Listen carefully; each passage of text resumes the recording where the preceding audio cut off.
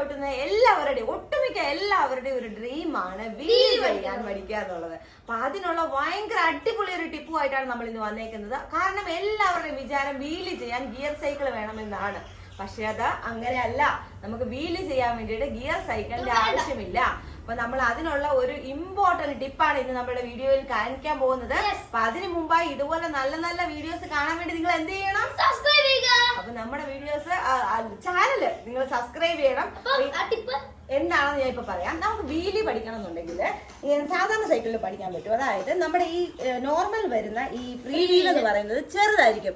ആ free wheel ഒന്ന് next size ഒക്കെ നമുക്ക് എടുക്കുവാണെങ്കിൽ ഫ്രീ വീല് വലുതാക്കിയാൽ നമുക്ക് വീല് നല്ല സിമ്പിൾ ആയിട്ട് ചെയ്യാൻ പറ്റും. ഈ ഗിയർ സൈക്കിൾ കണ്ടോ, ഇവിടെ ഇട്ടിയോട്ട് ഭയങ്കര കട്ടിയാണ്, ചെയ്യാൻ പറ്റത്തില്ല. ഇവിടെ ഇട്ടിയോട്ട് ഭയങ്കര ഈസിയാണ്. അപ്പം നമുക്ക് ഗിയർ വലുതാക്കിയാൽ ഈസി, ഫ്രീ വീല് വലുതാക്കിയാൽ മാത്രം മതി. അപ്പം